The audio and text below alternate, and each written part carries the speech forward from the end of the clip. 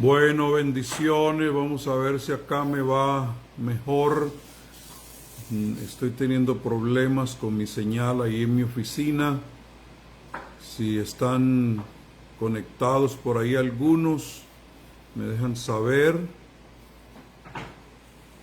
Si hay alguien por ahí conectado. Amén. Ahí van apareciendo algunos. Gracias por estar conectado. Les bendigo en el nombre del Señor. Tengo mala señal ahí en mi oficina. Les insto a que compartan. Hoy quiero hablarles especialmente a los compañeros en el ministerio. No voy a extenderme mucho porque sé que ustedes son hombres y mujeres muy ocupados, por lo tanto seré breve en mi presentación el día de hoy, porque quiero tocar un área que es muy importante que usted entienda, amado ministro, en este tiempo que estamos viviendo. Es lo siguiente: cada vez que se genera en nosotros un vacío, debe ser una señal de que Dios está creando un espacio para hacer algo sobrenatural en nosotros. Pero muchas veces malinterpretamos esos vacíos y los queremos llenar con otras cosas que no edifican.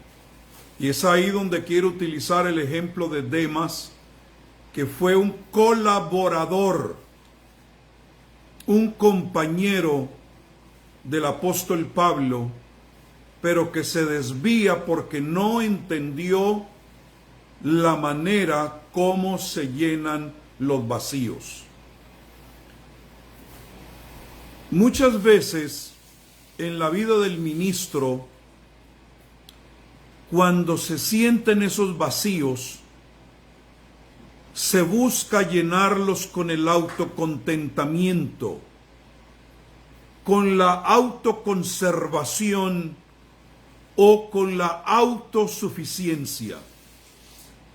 En otras palabras, llenar el vacío del yo, llenar el vacío con las cosas de este mundo, o llenar el vacío con algún vicio escondido que a la postre saldrá a la luz.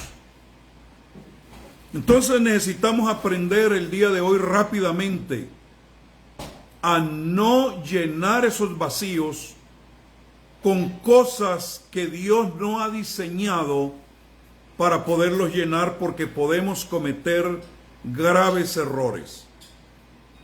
Quiero que noten ustedes, el yo, las cosas del mundo o los vicios no son suficientemente capaces de suministrar lo que nosotros necesitamos. Es entender, recibir revelación de que cuando sentimos un vacío, Dios lo está gestando para algo extraordinario. Y les pongo rápidamente 3 ejemplos. Cuando el Espíritu de Dios se movía sobre las aguas, en el libro de Génesis capítulo 1, nos dice que la tierra estaba vacía. Ese vacío invitó a Dios para que hiciera algo extremadamente poderoso, y lo conocemos como la creación. El vacío llamó al Espíritu de Dios para llenarlo de plantas, de animales, de peces, de todo lo que se mueve sobre la tierra, y finalmente poner a un hombre y a una mujer para llenar el vacío que tenía la tierra. La Biblia también me habla de que José de Arimatea tenía una tumba vacía, y esa tumba vacía fue llena con el cuerpo de Cristo. Y ahí en esa tumba se gestó el poder de la resurrección. La tumba vacía ahora se ha convertido en una evidencia de un Cristo que resucitó en ella. Toda mujer tiene un vientre que está vacío, y ese vientre vacío lo que está es invitando para que se genere en su vientre ese espacio vacío, es para que se genere una nueva vida. Es la invitación para que sea llena esa mujer en su vientre de una nueva criatura que tiene que venir a este mundo. Entonces los vacíos no es para llenarlo de basura, no es para llenarlo del yo, no es para llenarlo de vicios, no es para llenarlo de las cosas de este mundo, sino que es una señal de que se necesita una intervención de Dios.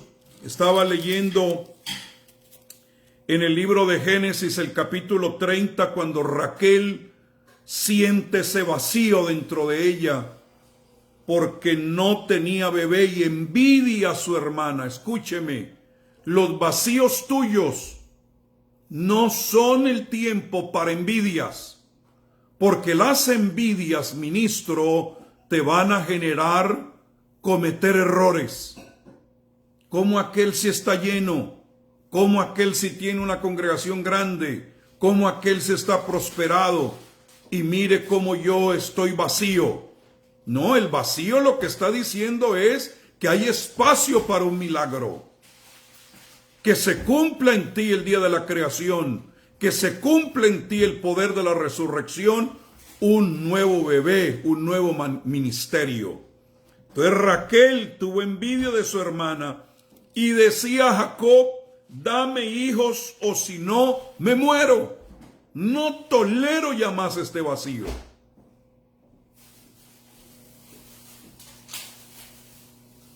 No tolero más. No, a mí no me da pena un pastor que se sienta así, porque eso es normal en un ser humano. Lo que tenemos que aprender es que en ese momento debemos buscar la fuente correcta. Es normal en un ser humano sentir situaciones como esas. Entonces, ¿qué hizo Raquel ante el enojo de su esposo, que dijo: ¿soy yo acaso Dios que impidió el fruto de tu vientre? Ojo lo que Jacob le dijo a Raquel: el único que te puede llenar el vacío que tienes es Dios. El único que da el crecimiento es Dios. El Espíritu de Dios es el que se mueve, el que está operando en los corazones. Bueno, en ese sentido sí tiene razón la hermana. No debe haber envidia en el corazón de un ministro. Entonces, ¿qué hizo ella? Cometió un error. Le puso a su sierva Bildad o Bilha, dijo: llégate a ella y dará luz en mis rodillas y yo también tendré hijos de ella. Ese es un compuesto, eso es una fórmula humana. Esa no es la respuesta divina. Vaya y métase con mi sierva y cuando vaya a parir ahí voy a estar yo a las rodillas de ellas como que soy yo la que estoy dando a luz. Esa es una componenda, eso no es el remedio de Dios. Y entonces le quedó gustando y le dijo: bueno, métete con ella otra vez. Y Jacob, ni corto ni perezoso, se llegó a ella y le dio un segundo hijo. Pero luego dice la Biblia que Jehová se acordó de ella. Jehová, Dios, quitó su afrenta. ¿Y qué le dio?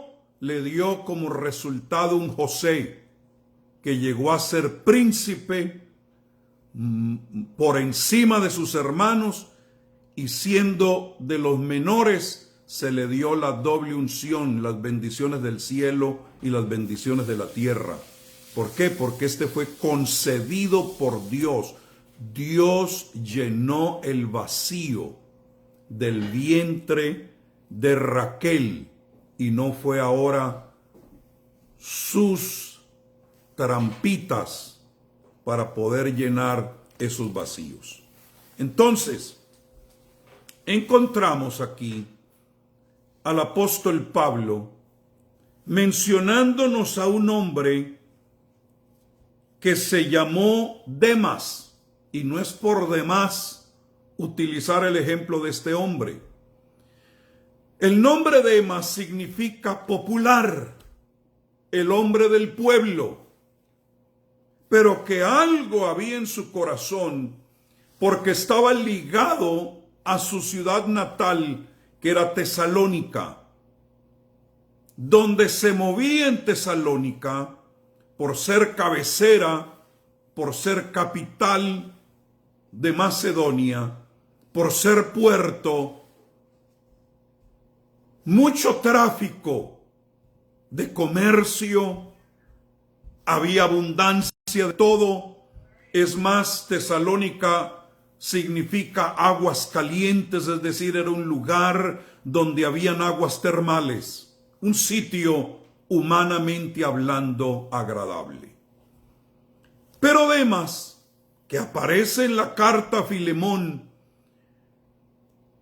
como un colaborador del apóstol Pablo, es mencionado entre los colaboradores del apóstol, y por cierto mencionado entre hombres ilustres dentro del ministerio como un colaborador. Dice la Biblia, mire, Epafras, que era un tremendo compañero de prisiones de Pablo, Marcos, Aristarco, Demas, Lucas, mis colaboradores. Es decir, que debíamos haber tenido un evangelio escrito por Demas. Debimos haber tenido una epístola escrita por él o a él, porque aparece aquí con Marcos, de quien tenemos un evangelio. Tenemos aquí a Lucas, de quien también tenemos un evangelio, y es mencionado en Timoteo, de quien tenemos 2 cartas. Demas, te las perdiste porque no supiste llenar los vacíos, los espacios. De colaborador se convirtió en desertor, porque cuando Pablo utiliza el término me ha abandonado o me ha desamparado, la palabra desamparado equivale a desertor. Y mire lo que dice el apóstol, hablándole a Timoteo: procura venir pronto a verme. Eso para mí es muy importante, porque la unción apostólica trae aceleración en el ministro. Procura venir pronto. Hay un sentido de aceleramiento. Y yo declaro que todo ministro que me está escuchando en este momento recibe la unción apostólica que te acelera en todas las cosas que haces para la gloria de Dios. Procura venir pronto a verme, es la orden apostólica. Y dice, ¿por qué razón? Porque Demas me ha desamparado. Se une Demas a los que estaban en Asia, que es Figelo y Hermógenes, un par asiáticos que habían desertado al apóstol en Asia. Figelo y Hermógenes son un par de desertores, y yo escribo con mucho detalle acerca de eso en mi libro, que por cierto lo tengo gratuito para todo el que lo desee. Se llama Alianzas Destructivas. Luego Demas aparece también ahí, entre otros desertores que menciona el apóstol Pablo, cuando él dice de la siguiente manera, él dice que también lo habían abandonado y lo habían dejado en sus prisiones completamente solo. Dice, en mi primera defensa, ninguno estuvo a mi lado, sino que todos me desampararon, no les sea tomado en cuenta. Pero Pablo dice, el que no me dejó fue Lucas, el médico, y no me abandonó el Señor Jesucristo. Él sí estuvo a mi lado y me dio fuerzas para que por mí fuese cumplida la predicación y que todos los gentiles oyesen. Así fui librado de la boca del león. Entonces, quedar entre la lista de los desertores porque no supo llenar su vacío. ¿Por qué digo que tenía un vacío? Aquí está. El apóstol, hablando acerca de Demas, dice, porque Demas me ha desamparado. Y aquí expresa el vacío que tenía este hombre, amando este mundo, y se ha ido a Tesalónica. No nos explica Pablo de qué manera Demas estaba amando al mundo. Pero Juan, el apóstol, no refiriéndose directamente a Demas, sino a todos los que llenan el vacío con las cosas del mundo, nos explica por qué razón es que se convierten en desertores. Y le voy a decir rápidamente, aquí está. No améis al mundo, ni las cosas que están en el mundo. Si alguno ama al mundo, el amor del Padre, el amor del que suple, el amor del que llena los vacíos, el amor del que trae el crecimiento, la multiplicación, el que llena de árboles la tierra, el que la llena de peces, de animales y de hombres, el que puede llenar el vientre, el que puede resucitar un muerto en una tumba, ese amor del Padre no está en él. Entonces, si el amor del Padre no está en ti, ese vacío lo vas a querer llenar amando las cosas que están en el mundo. ¿Y cuáles son las cosas que están en el mundo? Son tres. Demas se debió haber dejado llevar por ellas. Dice, porque todo lo que hay en el mundo, los deseos de la carne, los deseos de los ojos y la vanagloria del mundo o de la vida, no proviene del Padre. Entonces, hoy tenemos que definir, ¿lo que yo tengo proviene del Padre o proviene del mundo? Lo que proviene del mundo es pasajero, lo que proviene del Padre es permanente.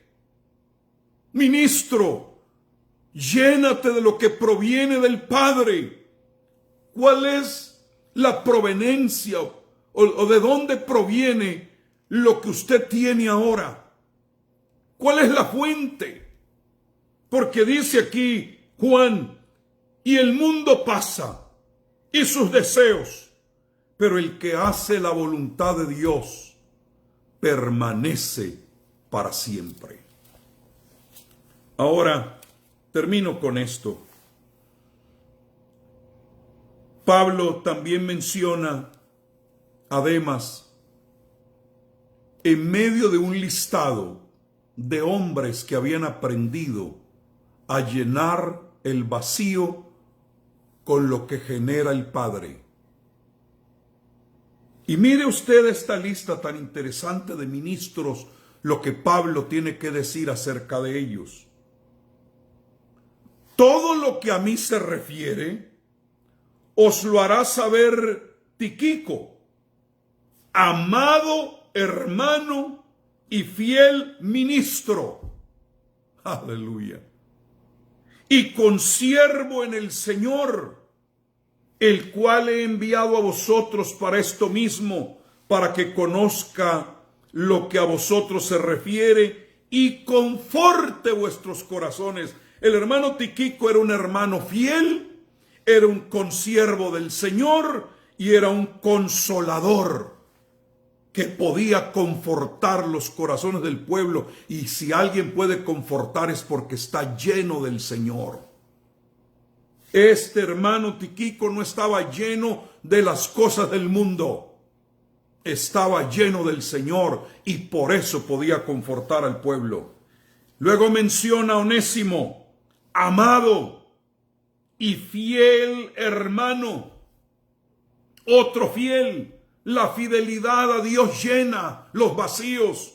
El mantenerse constante, diciendo yo sé en quién he creído, yo sé que es fiel el que prometió, Él fue el que me mandó al ministerio y Él un día me va a bendecir conforme a sus promesas. Él no falla. No pierdas, querido hermano, tu posición en el ministerio, amando las cosas de este mundo, llenando tus vacíos, porque vendrá el momento donde ese espíritu que gira mirará tu vacío y lo llenará con todas las cosas que te ha prometido. Tu vientre espiritual será lleno. Dios te dará un José, Dios te dará un Benjamín, Dios traerá una resurrección en medio de la muerte y en medio de lo que parece imposible. Y dice, este hermano fiel, todo lo que pasa acá os lo hará saber. Era un conocedor del mover de Dios en ese tiempo. Luego dice, Aristarco, mi compañero de prisiones, os saluda. Uno que sufría juntamente con el apóstol el arresto domiciliario donde él estaba. Luego menciona y dice, Marcos, el sobrino de Bernabé, uno que había abandonado también a Pablo, uno que en un momento dado no había estado a la altura del ministerio. Ahora el apóstol Pablo lo encomia y dice, os saluda Marcos, el sobrino de Bernabé, acerca del cual habéis recibido mandamientos. Ay, Señor. Ya estaba Pablo aquí mencionando este Marcos, el sobrino de Bernabé, va a escribir mandamientos de Cristo. Y dice, si fuese a vosotros, recíbanlo. Ya no es el desertor, es el hombre que tiene los mandamientos de Cristo en él, que tiene un evangelio adentro, que no está vacío, tiene un propósito.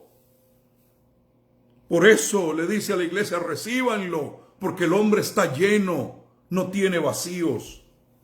Y dice, y Jesús llamado justo, que son los únicos de la circuncisión que me ayudan en el reino de Dios y han sido para mí un consuelo.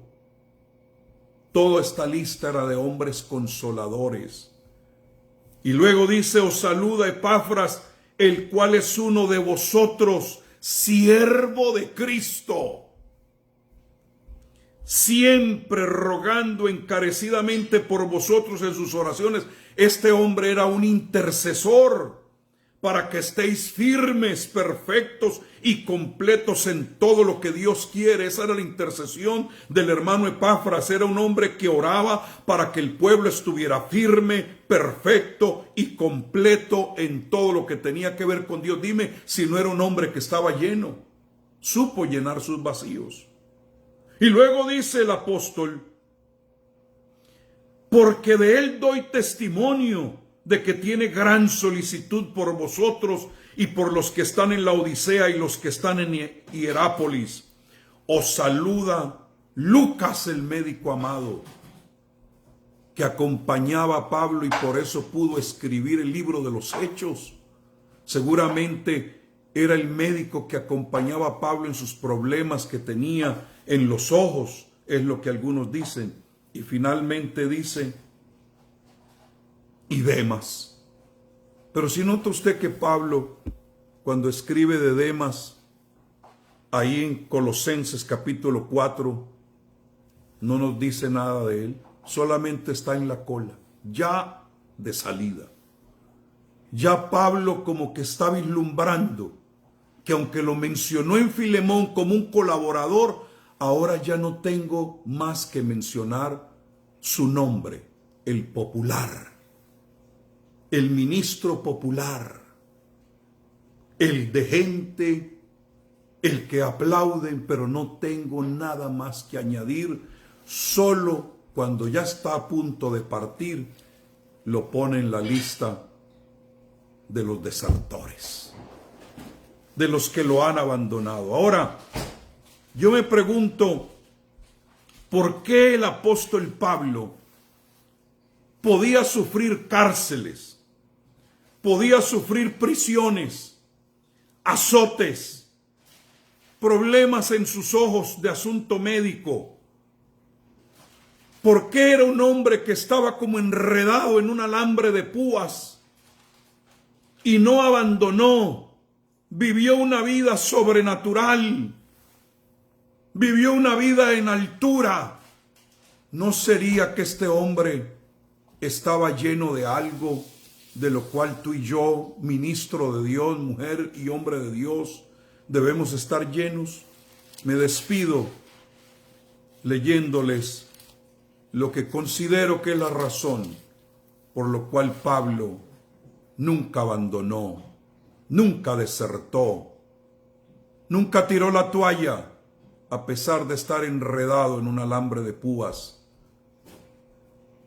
de muchos dolores, de mucha persecución. Bueno, él confiesa, Lucas está conmigo, pero también Jesús, y ese nunca me ha abandonado. Él ha estado conmigo. Pero mire aquí más exactamente, el apóstol nos revela su secreto y me despido. Y si el espíritu de aquel que levantó de los muertos a Jesús mora en vosotros, el que levantó de los muertos a Cristo Jesús vivificará también vuestros cuerpos mortales por su espíritu que mora en vosotros. Yo he podido, dijo Pablo, superar mis crisis. He estado a punto de muerte, pero la muerte no ha podido conmigo hasta ahora, porque en mí opera el espíritu que operó en Cristo, que lo levantó de entre los muertos. Y si ese espíritu que levantó a Cristo de entre los muertos mora en ti, te llena por completo, también vivificará tu cuerpo mortal en medio de la persecución, en medio de las pruebas, en medio de la tentación, y no tirarás la toalla, sino que serás un fiel ministro de Jesucristo, para que no te llenes con las bagatelas ni de tu yo, ni del mundo, ni de ningún vicio oculto por ahí, sino que puedas brillar por el poder de Dios que mora en ti, porque declaro que tu vientre se va a llenar de resurrección. En tu vientre hay hijos espirituales por nacer. En tu vientre hay árboles de justicia. En tu vientre hay pasto. En tu vientre hay toda clase de criaturas, porque Dios te ha diseñado para algo grande en este tiempo. Que el Señor de gloria te bendiga. Te amo, amado ministro. No te rindas. Sigue adelante en el nombre de Jesús.